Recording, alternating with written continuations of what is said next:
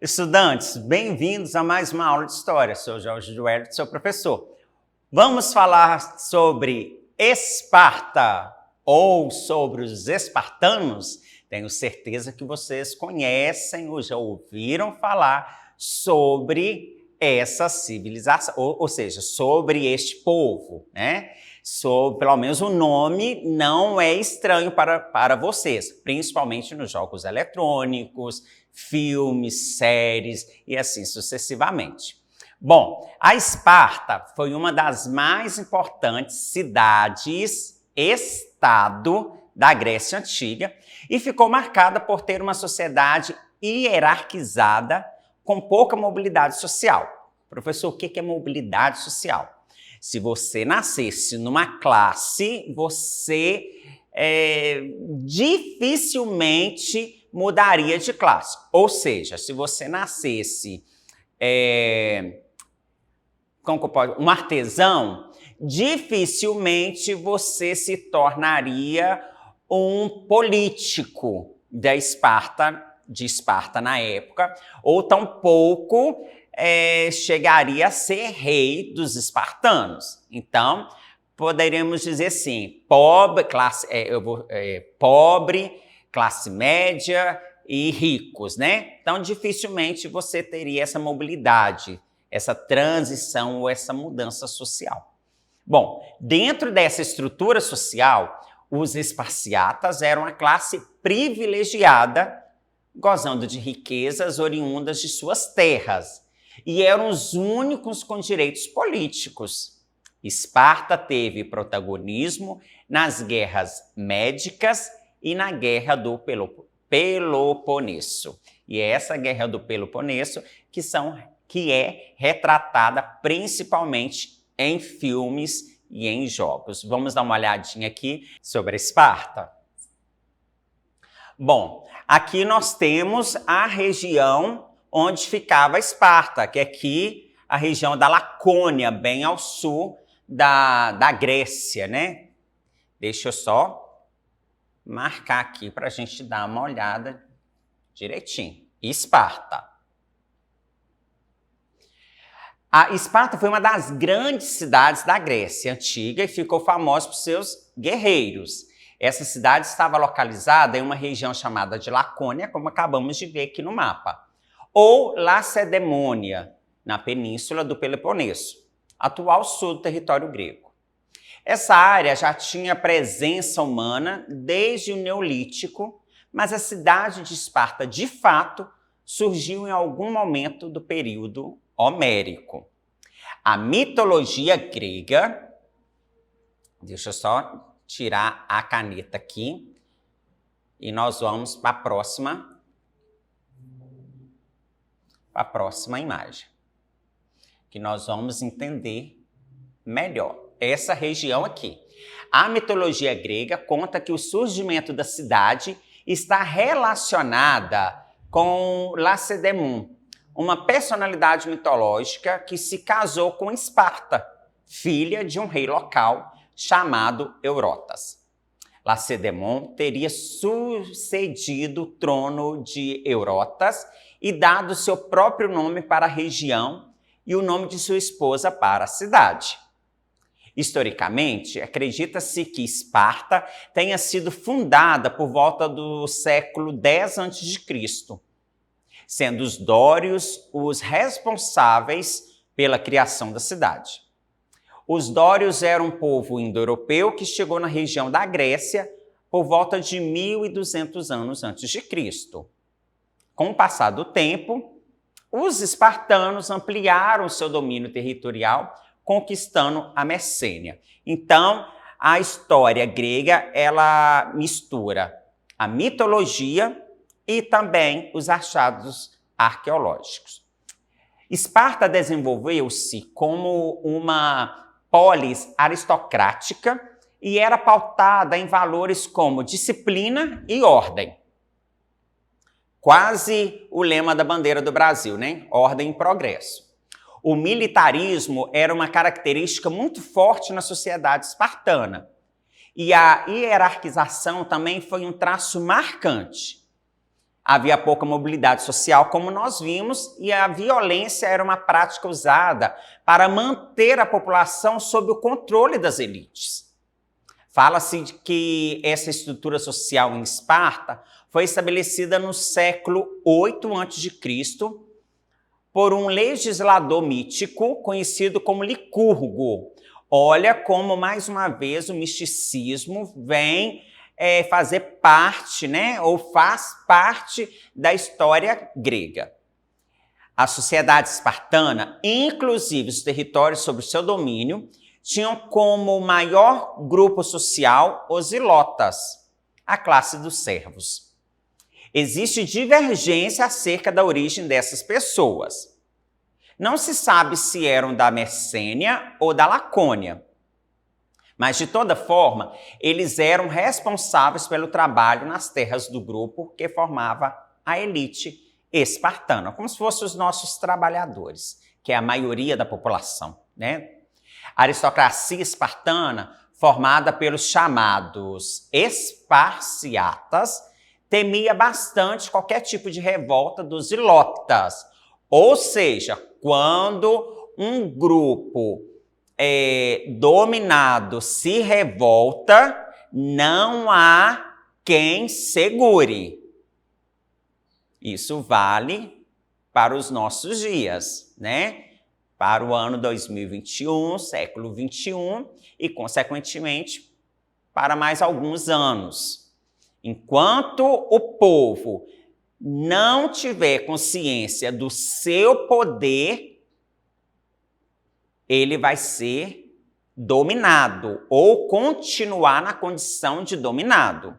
O dia que o povo passa a conhecer os seus direitos e os seus deveres, através, claro, da educação, aí sim a nossa sociedade será modificada. Uma vez que naquela época eles eram numericamente muito superiores à classe dominante. Nós estamos falando dos ilotas. Assim, era comum que a violência fosse usada rotineiramente contra esses trabalhadores, para que o medo pudesse manter essa classe sob controle. Uma tortura psicológica e até mesmo física, claro, né?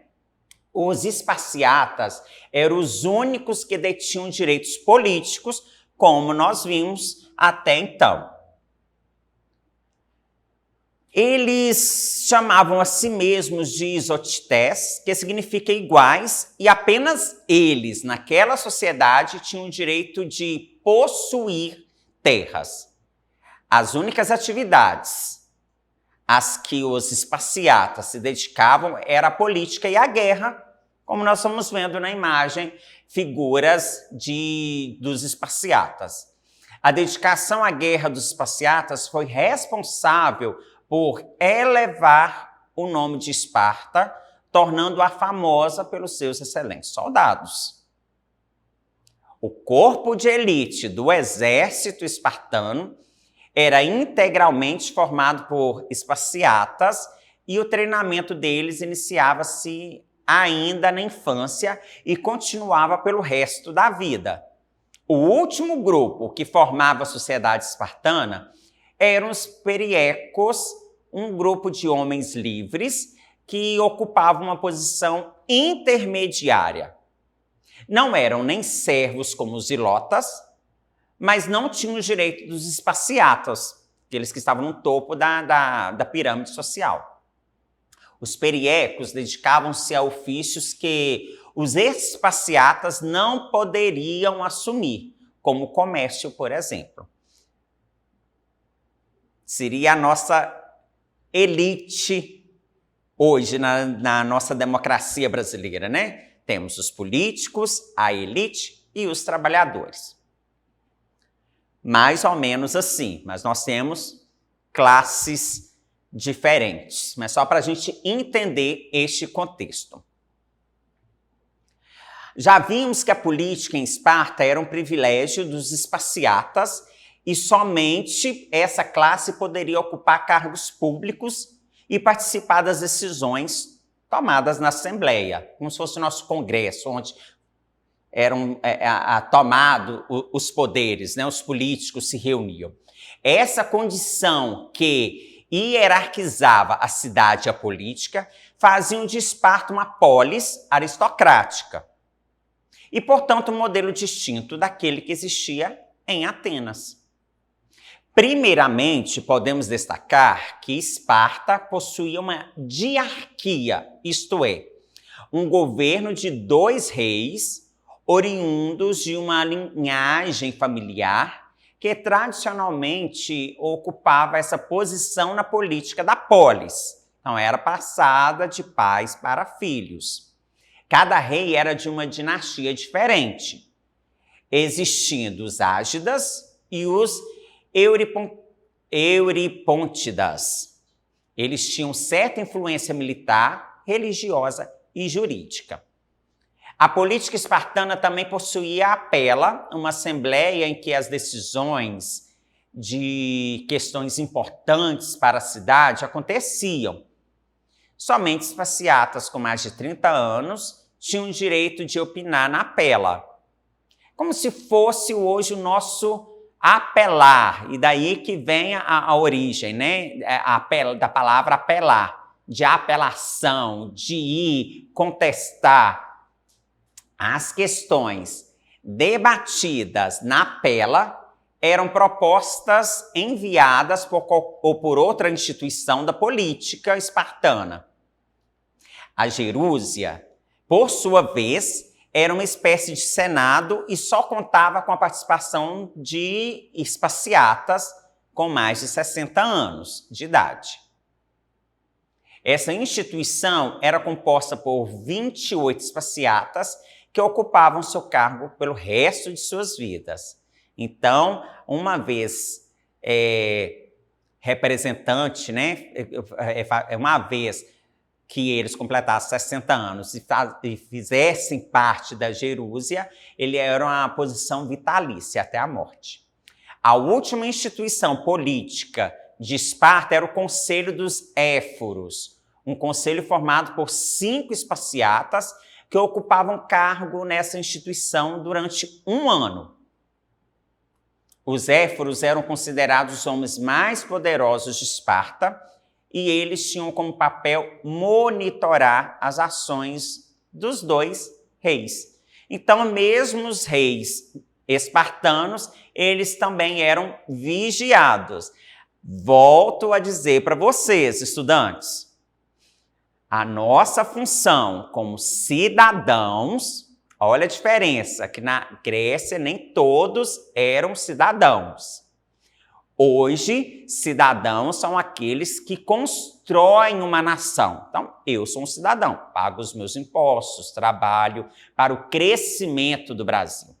Vocês também estão fazendo o papel de vocês, trabalhando para a construção do nosso país. Professor, mas eu não trabalho, estou ficando louco. Mas você estuda. Você estuda para ser alguém no sentido de cumprir uma função na sociedade amanhã.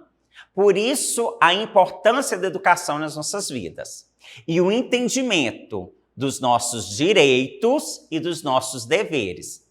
Então, naquela época, mesmo os reis eram 2 para dividir o poder. Então, a tomada de decisão ela tinha que ser... como que eu posso dizer? Ela não podia ser autoritária, eles tinham que entrar em acordo para essa decisão ser posta em prática, e além disso, tinham esses 5 que ainda vigiavam o trabalho desses 2 reis, que é essa função nossa. Como cidadãos, nós elegemos os nossos políticos e nós temos que vigiar. Eles têm que trabalhar para nós. Os nossos políticos, eles não ganham um salário ou são eleitos para governar para si. Eles são funcionários nossos. Mas para isso nós temos que saber os nossos deveres, os nossos direitos, para cobrar deles aquilo que nós precisamos. A história espartana é marcada por grandes acontecimentos, e talvez os mais importantes deles tenham acontecido durante o período clássico da história da Grécia Antiga. Nesse período, houve o auge do poderio espartano, com a cidade sendo uma verdadeira potência na região e muitas vezes disputando a supremacia da Grécia com os atenienses. A região do Peloponeso, a cidade, de Esparta era a grande força dessa região, mas historicamente teve que lidar com a rivalidade da cidade de Argos. A forma encontrada por Esparta para garantir o seu poderio no Peloponeso foi criar a Liga do Peloponeso, em meados do século VI a.C. Essa liga só serviu para reforçar o poder espartano e para que a disponibilização de tropas acontecesse em caso de revoltas de lotas, por exemplo. Isso acontecia graças a um pacto defensivo em que todas as cidades da Liga partiriam em auxílio caso uma cidade do Peloponeso fosse atacada. 2 momentos marcantes de Esparta no período clássico ocorreram durante as guerras médicas e depois na Guerra do Peloponeso. A primeira foi um conflito contra a Pérsia, nas polis gregas, no século V a.C. O motivo que iniciou essa guerra foi o apoio ateniense para uma revolta de cidades na Jônia contra o domínio persa. Então, essa liga espartana veio para ajudar Atenas contra os persas. Os persas realizaram uma expedição punitiva que anexaria a Grécia ao Império Persa. Grande parte das polis uniram-se para barrar o avanço persa e foram necessárias 2 guerras para colocar fim à ambição desses povos.